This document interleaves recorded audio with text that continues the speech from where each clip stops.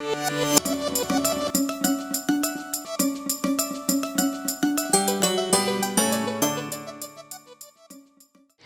mineante y estoy aquí en el Centro Cultural Javier Villaurrutia,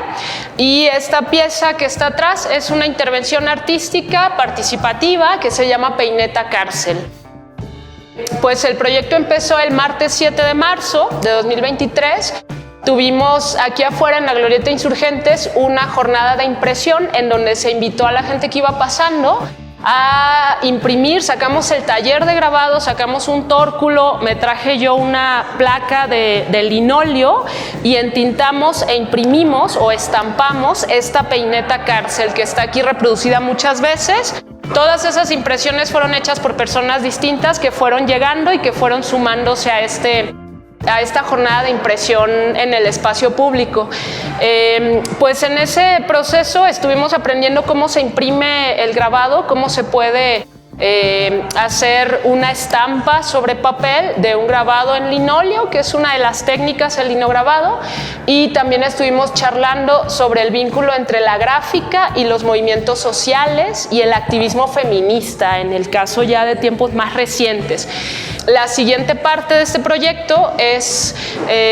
pues a partir de esta charla, inaugurar la intervención en este espacio y abrirla para que quien llegue pueda escribir adentro de las peinetas que están vacías alguna palabra que les sea significativa en relación a las propias opresiones. ¿Por qué una peineta y por qué una peineta cárcel?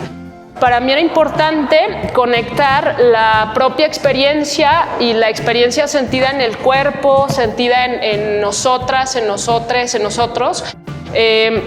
Y una peineta pues es un objeto muy personal que incluso al usarlo, al cepillarnos el cabello o al introducirla ahí entre los cabellos, pues hasta se trae la piel muerta, ¿no? Se puede quedar ahí nuestro ADN y se vuelve como un artefacto que tiene ahí un contacto muy directo con el cuerpo.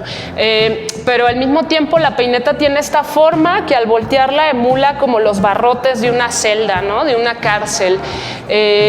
Y bueno, yo quería conectar nuestras historias personales de opresión con procesos que aparentemente están como muy lejanos, muy abstractos, como pues el terminar en la cárcel, encarceladas. Entonces quiero hablar como de algo que le llamamos los sistemas de opresión que vivimos pues cotidianamente, los veamos o no. Pues lo que se plantea desde mucha gente que estamos analizando la realidad social en la que vivimos es que hay distintos sistemas de opresión, así como hay un sistema económico, un sistema político que nos está regulando, que regula nuestras vidas, nos enteremos o no y nos involucremos o no, pues así hay como varios sistemas, ¿no? Por ejemplo, está el sistema de sexo-género. El sistema de sexo-género es una serie como de normas, de modos de operar, de funcionar, de modos en que está estructurada la sociedad, que de alguna manera nos diferencian nuestros cuerpos en función a los genitales que tenemos y genitales que han sido divididos en dos tipos. Todo lo que hay en medio históricamente se ha anulado, se ha invisibilizado, se ha incluso intervenido físicamente para que no exista, para borrarlo. El sistema de sexo-género lo que provoca es que haya roles diferenciados, que haya una división del trabajo basada en nuestro género, y entonces que a lo largo de la historia o de la historia moderna al menos, las mujeres o los cuerpos feminizados se hayan encargado de todo el trabajo reproductivo, es decir, todo el trabajo que implica reproducir la vida misma, criar, gestionar los espacios, gestionar los recursos comunes, cuidar de los enfermos, cuidar de las infancias, cuidar de los adultos mayores y las adultas mayores, todo el trabajo que es un montón de energía que ponemos, de inteligencia, de cuerpo, de emoción, de escucha, de disposición, y que nos desgasta muy cabrón y que no se considera trabajo normalmente y no se paga y no se valora. Todo ese trabajo lo hemos cargado a cuestas los cuerpos feminizados, y por eso, por ejemplo, en el INEGI se reporta que las mujeres mexicanas reportamos peor salud de la que tenemos. y en realidad tenemos una mejor salud que los compañeros varones, ¿no? Pero yo lo que creo es que es todo ese trabajal que nos agota física y mentalmente y que nos hace sentir enfermas, aunque no lo estemos técnicamente, ¿no? Y por otro lado, este sistema de sexo-género ha mandatado que los cuerpos masculinizados sean los responsables de producir bienes, producir cosas y producir mercancías. Y todo este trabajo remunerado, asalariado, productivo que le llamamos, ha recaído en las espaldas de los hombres, ¿no? Y tiene sus propios riesgos y complejidades, pero sí se ve como injusto porque el trabajo remunerado por lo general está más acotado a ciertos tiempos. El trabajo no remunerado o de cuidados pareciera que es 24/7, todo el tiempo, no se descansa. El sistema de sexo-género también nos oprime porque nos mandata cómo debemos lucir, cómo debemos relacionarnos, qué expectativas debemos de cubrir y termina siendo muy frustrante y muy doloroso. Muchas mujeres o muchos cuerpos feminizados sufrimos constantemente por no lograr ciertas expectativas de belleza, de tener cierto cuerpo, de comportarnos de cierto modo, y entonces se vuelve una vida como medio miserable colectivamente por tener la obligación de ser de cierto modo que no queremos ser. Y en el caso de los compañeros varones o los cuerpos masculinizados, aunque no se identifiquen, personas no binarias, personas no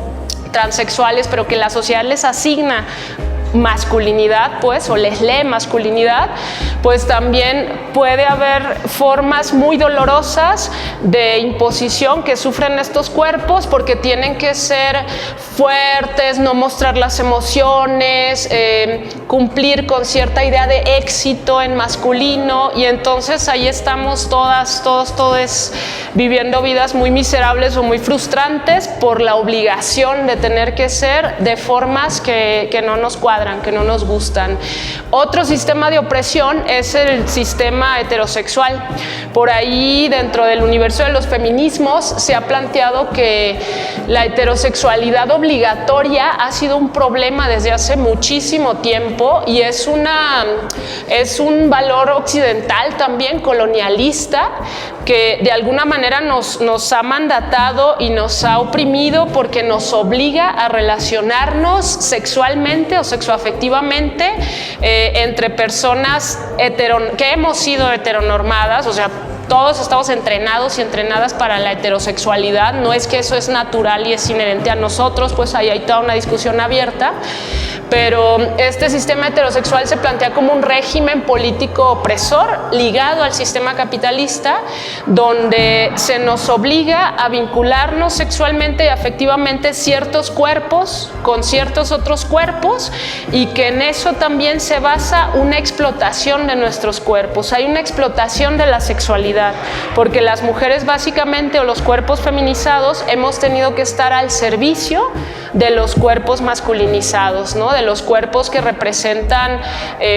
poder público, político, y entonces de alguna manera se nos introyecta y lo incorporamos pues a nuestra existencia, a nuestra subjetividad,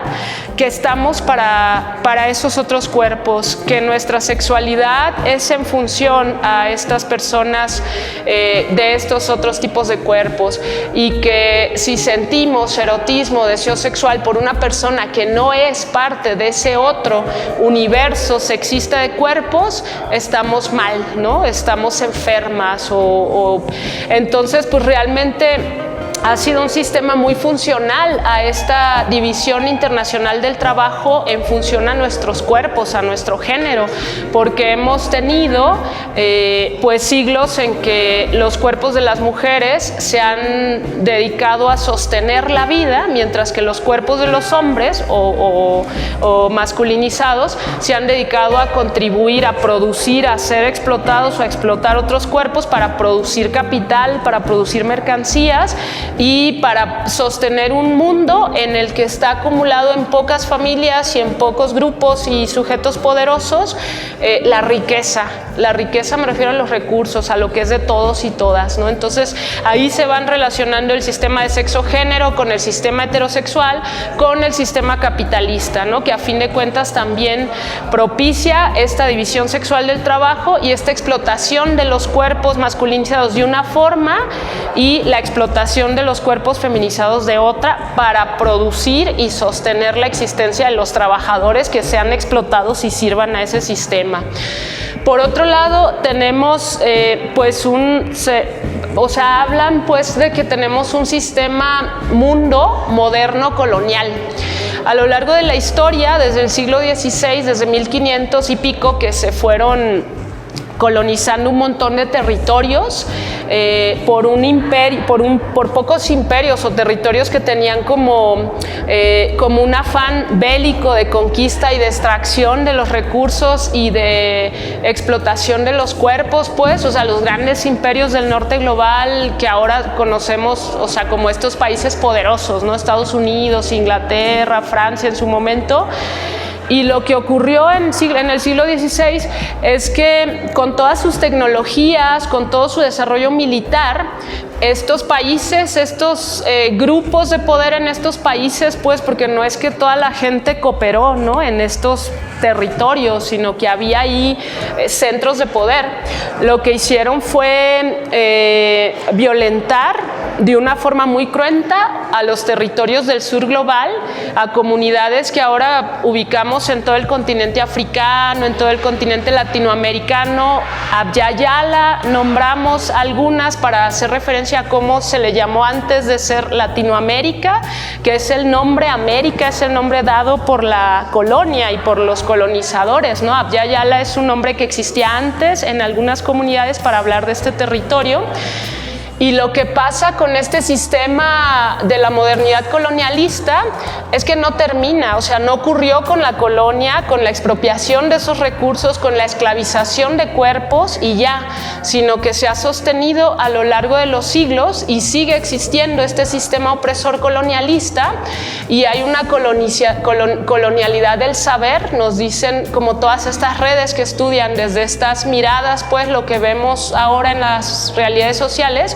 Y esta colonialidad del saber quiere decir que seguimos jerarquizando no solo a los cuerpos como los que valen más y los que valen menos, sino también los saberes que valen más y los que valen menos, ¿no? Y si pensamos, pues todo mundo que fue a la escuela, a la universidad, por ejemplo, quienes hayan ido, si piensan a quienes revisaban en sus textos, en sus libros, en sus teorías, y muy probablemente la mayoría fueron hombres blancos de Estados Unidos, de Inglaterra, o sea, teorías como fraguadas en ese contexto.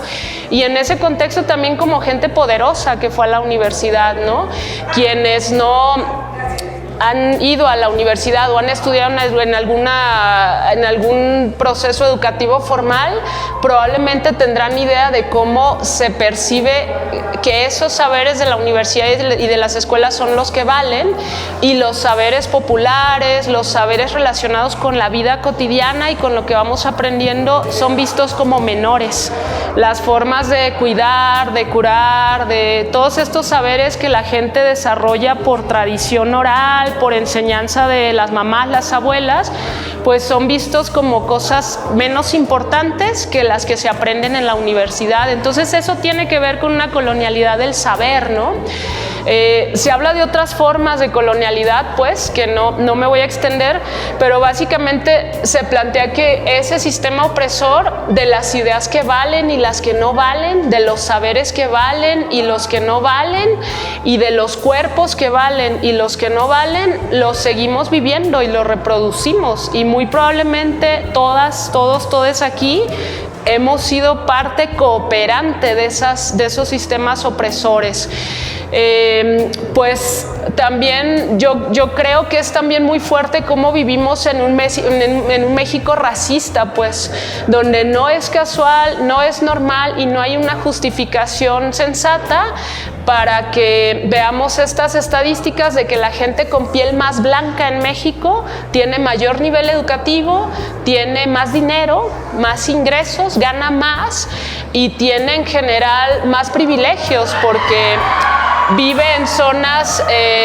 como con mejores condiciones materiales. Más aceptación social. Claro, y es gente vista como más bonita o más guapa, ¿verdad? Sí. Y en cambio, mientras más morena nuestra piel,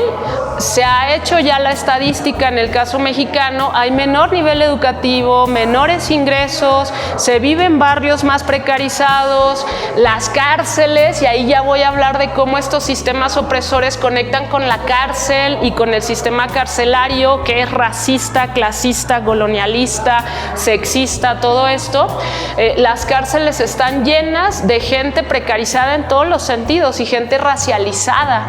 Entonces realmente es muy fuerte, pues nos ha costado verlo porque normalmente no hablamos de estas cosas en los distintos espacios donde nos relacionamos, pero cada vez se habla más y es bien fuerte cómo nos damos cuenta de que vivimos entramadas en un montón de sistemas de opresión o que nos atraviesan, que aprendimos a reproducirlos,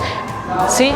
Nuestro color de piel es precioso. Claro. Ser morena, una piel morena, es precioso. Claro, la piel, o sea, todos los colores de piel pues son parte de todos los colores de la vida, porque chingados tendría que valer más un cuerpo u otro.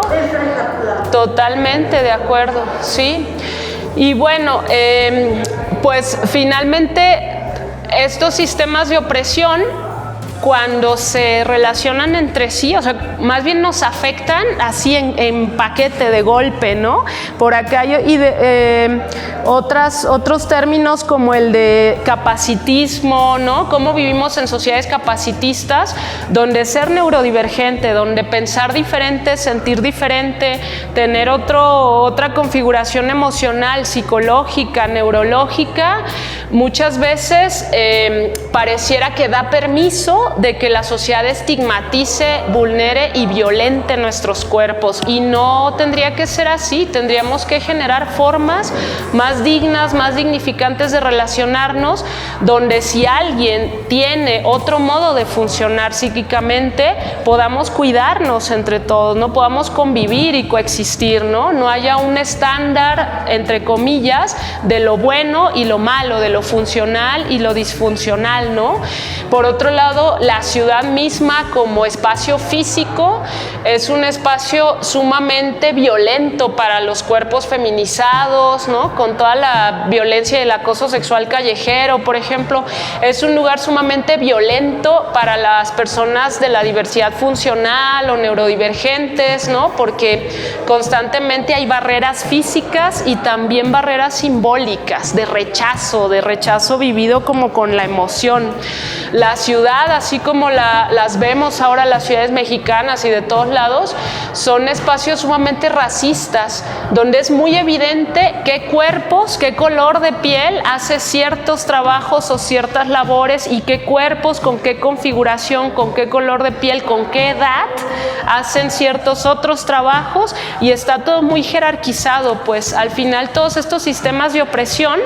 representan la jerarquización de nuestros cuerpos y de los grupos y comunidades que somos, y esta jerarquización pareciera dar permiso también de excluir, de discriminar y de que haya desigualdad en el acceso a derechos humanos y en el acceso a la ciudad y al derecho a la ciudad y en el acceso pues a la posibilidad de estar, de existir, ¿no? Hay cuerpos que reciben muchas violencias porque representan muchos de estos sistemas de opresión en el lado más vulnerado, ¿no? Pensemos en las personas cuyos cuerpos no cumplen con este estándar de belleza, pero además son racializados, pero además nacieron en una familia pobre, no porque esa familia no tenga capacidades o habilidades, sino porque la sociedad históricamente ha tenido esta acumulación de riqueza que excluye ciertos cuerpos, y entonces nacer en una familia pobre pues no lo eliges, es porque históricamente ha habido una acumulación injusta de la riqueza y eso es responsabilidad de todas estas sociedades a lo largo de la historia, no tuya, ¿no?